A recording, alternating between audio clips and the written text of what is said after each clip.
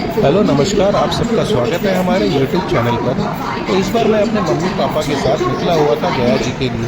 तो नई दिल्ली से रेलवे स्टेशन से ट्रेन पकड़ने के बाद लगभग रात के 2:55 पर हम गया जी पहुँच जाते हैं, लगभग 12 घंटे का सफ़र करने के बाद।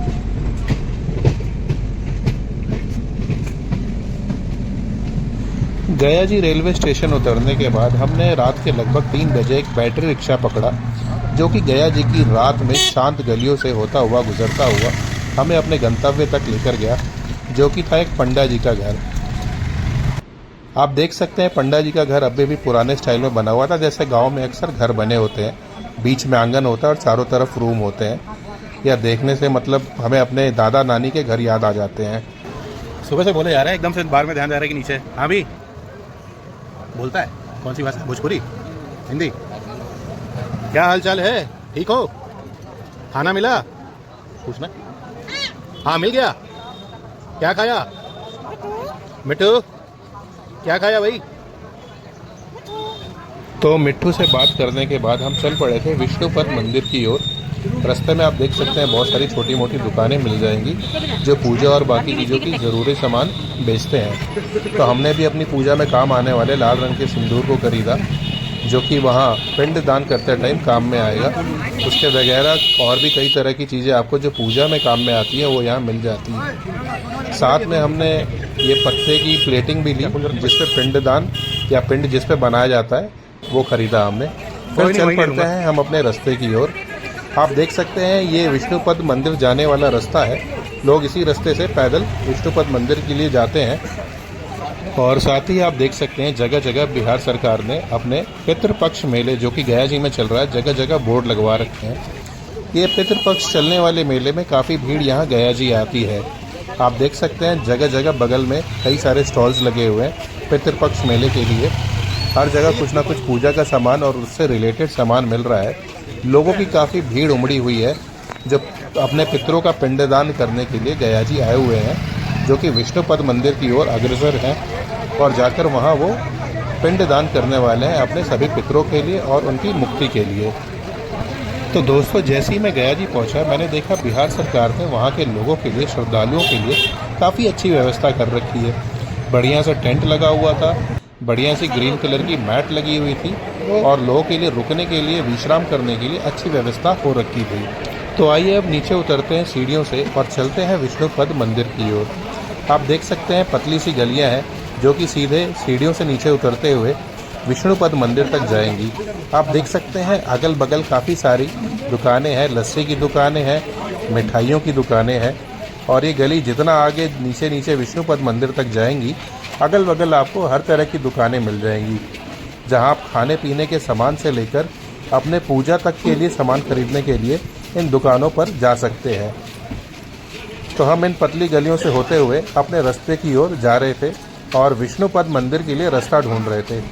विष्णुपद जो मंदिर है वो फल्गु नदी के साथ लगा हुआ है। तो इन गलियों में घूमते घूमते हम अपने लिए रास्ता खोज रहे थे जहाँ से हम विष्णुपद मंदिर की ओर जा सके।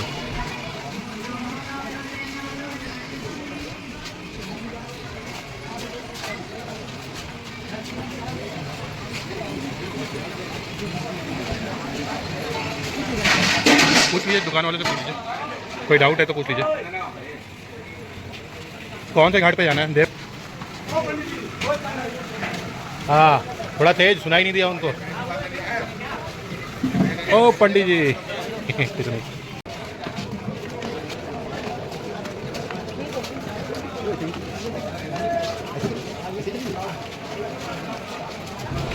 तो लगभग 10 मिनट का सफ़र तय करने के बाद हम फल्गु नदी के तट पर पहुंचने वाले थे। और आप देख सकते हैं यहाँ कितनी भीड़ है।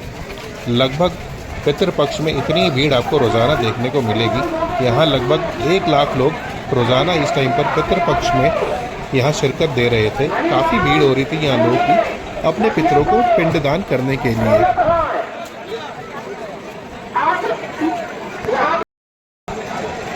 चलिए चलिए साथ में।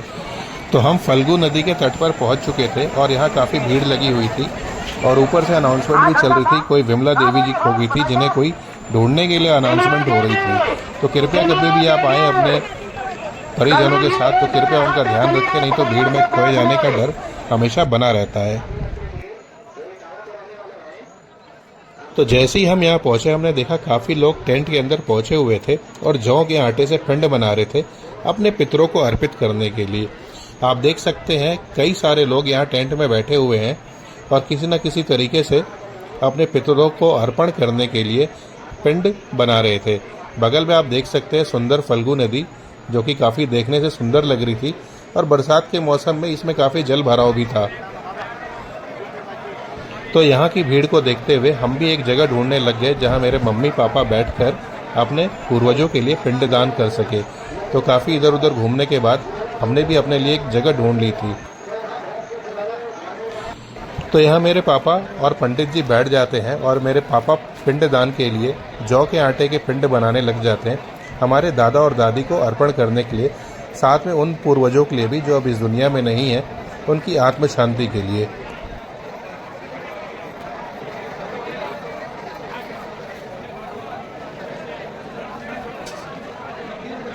यहाँ हम अपने दादा दादी का पिंडदान करवा रहे थे, तो साथ ही मैंने बगल में देखा लोग काफ़ी शिद्दत और श्रद्धा के साथ लगे हुए थे।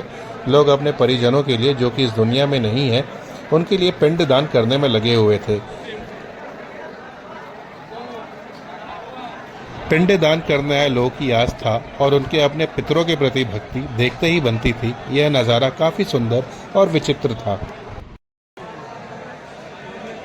तो यहाँ मेरे पापा ने विधि अनुसार, पूजा नियमों के अनुसार पिंडों का निर्माण करना शुरू कर दिया था, जो कि बाद में पितरों को अर्पण कर दिया जाएगा।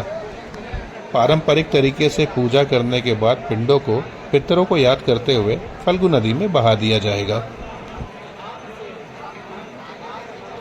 आज ये पिंडदान का दूसरा दिन था और हम दोबारा चल दिए थे विष्णुपद मंदिर की ओर।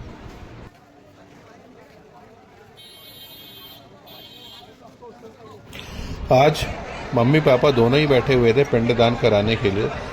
इसमें विष्णुपद मंदिर को संकल्प करते हुए या विष्णु भगवान का संकल्प करते हुए पितरों को पिंडदान करना था और साथ में ही फल्गु नदी का ध्यान करते हुए मम्मी पापा को पिंडदान करना था।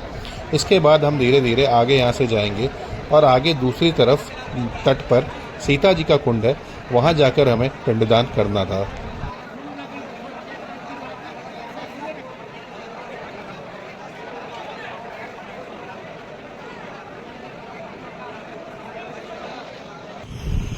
तो लगभग यहाँ मेरे मम्मी पापा ने मिलकर सभी पिंडों का निर्माण कर दिया था पितरों को अर्पित करने के लिए, जो आगे चलकर इन्होंने सभी पिंडों की पूजा करी और बाद में इन्होंने पितरों के नाम पर विष्णुपद मंदिर पर अर्पित कर दिया।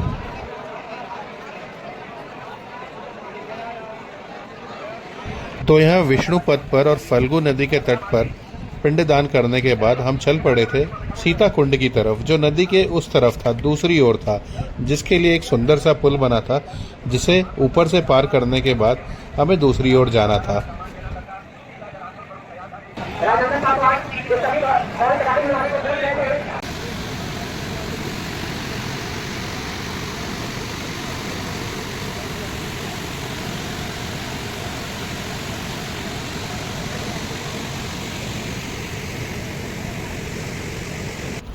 वैसे अक्सर आप गया जी जाएंगे तो आप देखेंगे फल्गु नदी में साल भर पानी कम ही रहता है, लेकिन इस बार बरसात के समय में और खास तौर से पितृपक्ष मेले के टाइम पर आपको पानी ज्यादा मिलेगा, क्योंकि पितृपक्ष मेले में बिहार सरकार अनुयायियों के लिए या जो अपने पितरों की पूजा करने के लिए आते हैं उनके लिए बांध के थ्रू पानी छोड़ दिया जाता है और बरसात का भी पानी जो आता है उसके थ्रू फल्गु नदी का पानी काफी ज्यादा हो जाता है, जो कि पिंडदान करने के लिए काफी सुविधा हो जाती है लोगों के लिए। तो आप जो ये पुल देख रहे हैं जिस पर हम चल रहे थे, ये एक छोर से दूसरी छोर तक जाता है, जो कि विष्णुपद मंदिर से सीता माता के कुंड तक जाता है। सीता कुंड पर उतरने के बाद वहां का नजारा काफी सुंदर और अद्भुत था। आप यहाँ की दीवारों पर सुंदर पेंटिंग या चित्रकारी देख सकते हैं, जिसे कि मिथिला चित्रकारी बोलते हैं, जो कि मिथिला चित्रकारों द्वारा बनाया गया है। वाकई यहाँ फल्गु नदी के तट काफी सुंदर और स्वच्छ है, जगह जगह कर आपको सुंदर पेंटिंग दिखती है। वाकई बिहार सरकार की यह पहल काफी सराहनीय है। एक तो ये लीजिए, ये चढ़ता है, ये मतलब श्रृंगार में माता का सीताकुंड पहुंचने के बाद हमने कुछ पूजा का सामान खरीदा और माता का श्रृंगार खरीदा, जो यहाँ पितरों को पिंड दान करने के बाद माता को चढ़ाया जाता है।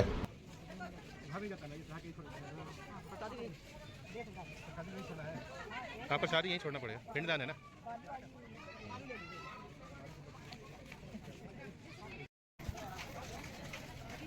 मैं जब से यहाँ गया जी पहुंचा हूँ, मैंने देखा यह शहर काफी साफ सुथरा और सुंदर है, जिसका श्रेय यहाँ की सरकार को जाता है। मैंने कई जगहों पर देखा, जैसे नदी के तट और मंदिर के आते जाते रास्तों पर देखा, काफी कर्मचारी लगे हुए जो साफ सफाई का ख्याल रखते हैं। वाकई इतनी सुंदरता और साफ सफाई बनाए रखने के लिए मैं यहाँ के प्रशासन को धन्यवाद देना चाहूँगा।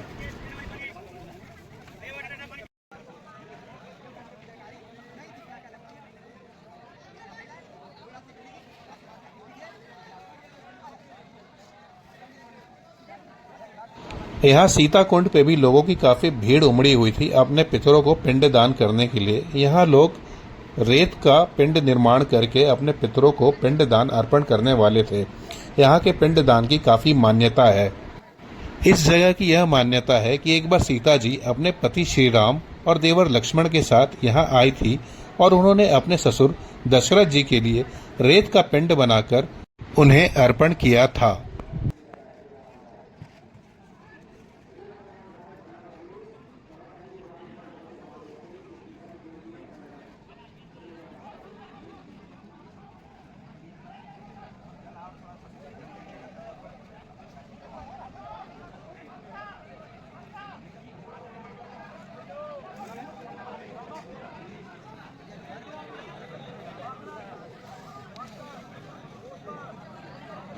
ये जो आप भीड़ देख रहे हैं लोगों की, ये सीताकुंड मंदिर के अंदर से आ रही है।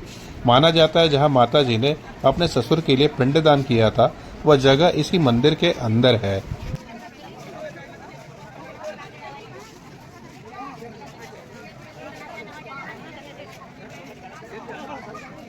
सीताकुंड पर भी अपने पितरों को पिंड अर्पण करने के लिए काफी लोगों की भीड़ उमड़ी हुई थी। आप देख सकते हैं श्रद्धालु जगह जगह अपने पंडितों या पंडा जी के साथ बैठकर अपने पितरों को पिंड दान का अर्पण कर रहे थे। आप श्रद्धालुओं को देख सकते हैं कितनी श्रद्धा से वो फल्गु नदी में डुबकियां लगा रहे थे।